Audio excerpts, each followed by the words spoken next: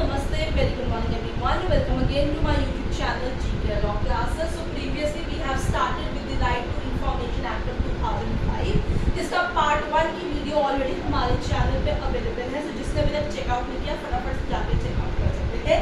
आज हम आ गए हैं part 2 of the right to information act के साथ आपका अगला लेक्चर लेंगे, जिसके तहत हम 3 इम्पोर्टेंट सेक्शंस कवर करेंगे.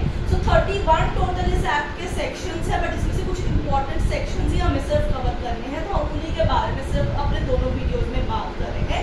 इसी के साथ मैंने प्रीवियसली वीडियो की स्टार्टिंग में आपसे एक क्वेश्चन पूछा था कि अगला आप कौन सा सब्जेक्ट के ऊपर लेक्चर चाहते हैं, भारतीय साक्ष्य अधिनियम, सर्विस लॉ या कोई और सब्जेक्ट. तो जिन्होंने उस पर्टिकुलर वीडियो में कमेंट नहीं किया वो इस पर्टिकुलर वीडियो के अंदर कमेंट करके हमें बता सकते हैं कि अगला लेक्चर आपको कौन से सब्जेक्ट के अंदर से चाहिए. सो आइए without any delay let's proceed to today's lecture. जिन्होंने अभी तक चैनल को सब्सक्राइब नहीं किया, मैं रिक्वेस्ट करती हूँ कि फटाफट से हमारे चैनल को सब्सक्राइब कर लीजिए without any delay. So last in the previous section part 1 we have talked till section number 5 और अब हम बात करेंगे section number 6 request for obtaining information. और this is a very important section. इसके अंदर बताया गया कि आप किस तरीके से पब्लिक अथॉरिटी से इंफॉर्मेशन जो है वो मांग सकते हो. सो उन्होंने बताया आजकल तो इलेक्ट्रॉनिकली इंफॉर्मेशन भी मांग सकते हैं. पहले आप क्या करते थे कि you need to go to an authority agency, particular designated person होते थे जो कोर्ट के सामने यूजुअली बैठते थे, जिनके पास आप फीस देके आरटीआई जो है वो फाइल कराते थे. वो आपको एक डॉक्यूमेंट देते थे जिसमें आप सारी डिटेल क्वेश्चंस फिलअप करते थे, वो आगे उसे जाके पर्टिकुलर कंसर्न डिपार्टमेंट में फाइल कर दिया करते थे. अब आप इलेक्ट्रॉनिकली भी आरटीआई पूछ सकते हैं. अब उनकी वेबसाइट के ऊपर ही बताया होता है, ईमेल आईडी दी होती है जिसके तहत आप फीस भरकर जो है वहाँ से क्वेश्चंस भी पूछ सकते हैं. So request for obtaining information की बात की जाए तो जब भी आपको इन्फॉर्मेशन यानी आरटीआई डायल करनी है तो वो आप इलेक्ट्रॉनिकली या इन राइटिंग भी जो है विद प्रिस्क्राइब्ड फी भर के जो है आप पूछ सकते हो. अब आपने जब भी कोई आरटीआई फाइल करनी है आप इंग्लिश में, हिंदी में या अपने रीजनल लैंग्वेज में भी क्वेश्चंस उसके रिगार्डिंग पूछ सकते हो. सो इसके अंदर जितनी भी इंफॉर्मेशन आपको इन डिटेल प्रॉपर्ली अपना क्वेश्चन पूछना होता है, हाफ एंड हाफ नहीं पूछते हैं. साथ में आपको अपने कुछ कंसर्न पर्टिकुलर्स बताने होते हैं. पर्टिकुलर में हो सकता है आपका नाम, एड्रेस, फोन नंबर या ईमेल आईडी यूजुअली होता है. इसके अलावा उनको किसी और चीज़ से जानना नहीं होता, क्योंकि जब भी उन्होंने आपका आंसर रिपोर्ट बैक करना है तो अगर आपने इन राइटिंग उनसे मांगा इलेक्ट्रॉनिकली नहीं तो घर पर जवाब आएगा. तो एड्रेस होना जरूरी है या फोन नंबर जैसे भी इट इज रिक्वायर्ड. अगर इन केस आपने क्वेश्चन जो है ए डिपार्टमेंट से पूछा है बट इट केम आउट कि वो पर्टिकुलर कंसर्न क्वेश्चन जो है it is regarding department B of the authority, तो within 5 days of receiving an RTI it is the responsibility of a department की वो बी डिपार्टमेंट को आपकी RTI जो है ट्रांसफर करते हैं एंड फिर कंसर्न बी अथॉरिटी डिपार्टमेंट जो है आप लोगों को आरटीआई का जवाब देता है.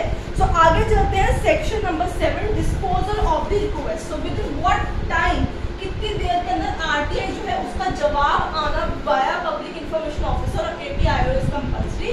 सो disposal of the request of an RTI has to be done within 30 days of receiving the concerned information in writing और electronically. In case if it is concerning a person's life और liberty, so the question asked under RTA is pertaining to life or liberty of a person,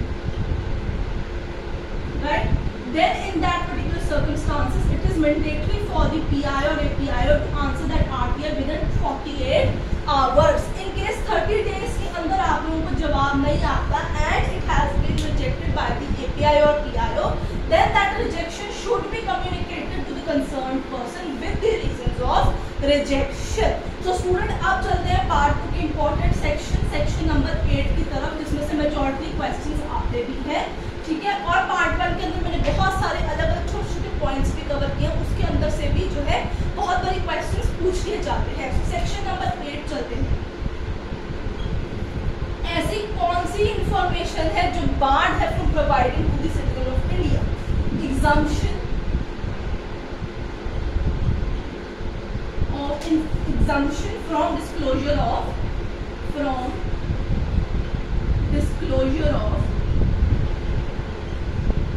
information. कौन सी information public authority citizen of India को provide नहीं कर सकती? सो exemption from disclosing is another important section. So this is an important section. इसमें से definitely questions जो है वो पूछे जाते हैं. कौन से पॉइंट्स हो सकते हैं आपके अकॉर्डिंग? सबसे पहले if the particular point is regarding the sovereignty and integrity of the country, ठीक है.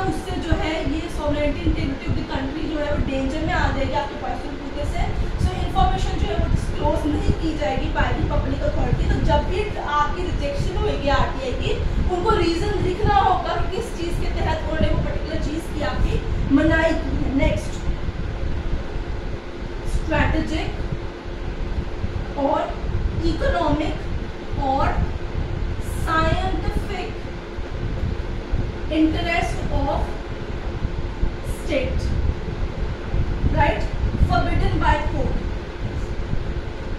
कोर्ट के ऑर्डर्स के द्वारा बाय लॉ और कोर्ट और ट्रिब्यूनल जो है ये मनाई हुई है। Breach of privilege of parliament, breach of privilege of parliament और स्टेट लेजिस्लेचर्स, राइट। फिर इसके अलावा कौन सी इंफॉर्मेशन जो है वो आप नहीं दे सकते, ये भी देखिए बहुत सारी इंफॉर्मेशन है, अभी मैंने सिर्फ 4 ही आपको बताई है।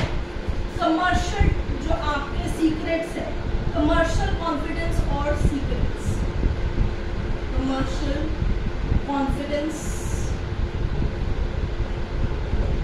ट्रेड सीक्रेट्स, हर कंपनी के कुछ अपने प्रोडक्ट के सीक्रेट्स होते हैं, सबके साथ नहीं जारी किए जा सकते।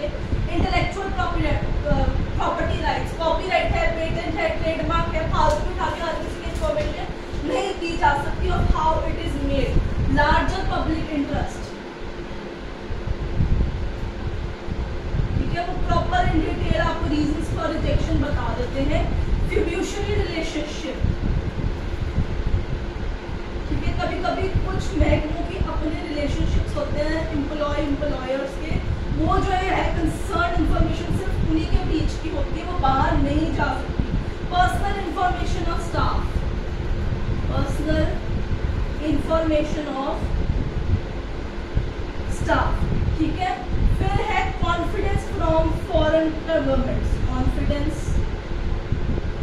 फ्रॉम फॉरेन गवर्नमेंट्स, अगर आपने फॉरेन गवर्नमेंट के साथ सरकार ने कोई डील की हुई है, कोई कॉन्ट्रैक्ट एमओयू साइन किया हुआ है, कोई उनकी डीलिंग चल रही है, तो हर इंफॉर्मेशन लोगों तक शेयर नहीं की जा सकती।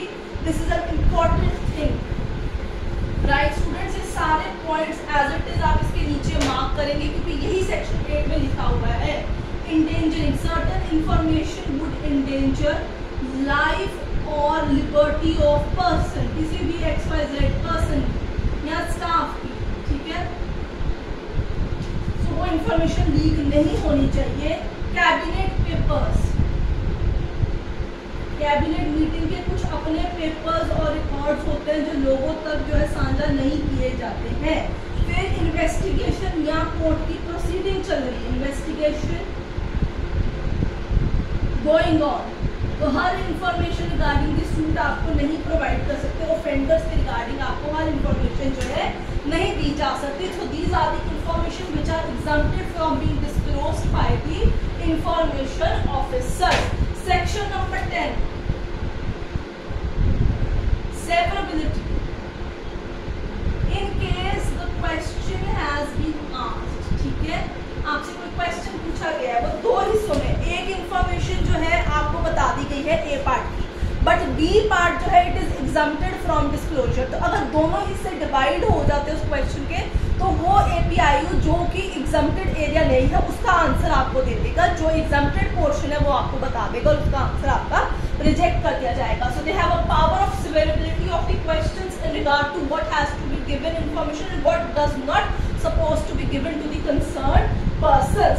Central Information Commission, Central Information Commission, सरकार ने CICs की गठनता की हुई है जिसके तहत एक सेंट्रल इंफॉर्मेशन कमिश्नर बिठाया जाता है जो इंफॉर्मेशन की नजर रखता है। सेक्शन नंबर 12 to 14, इसमें आपको इसमें सिर्फ सेक्शन नंबर ही याद रखने हैं, ज्यादा चीज नहीं याद रखनी। इसी तरीके से you have the state information commission, section number 15, again section का नंबर ही याद रखना है। Then you have power functions of information commission, power and functions of information commission, section number 8। तो ये जो 3 कैटेगरीज है इसके आपको सिर्फ सेक्शन नंबर्स ही याद रखने हैं।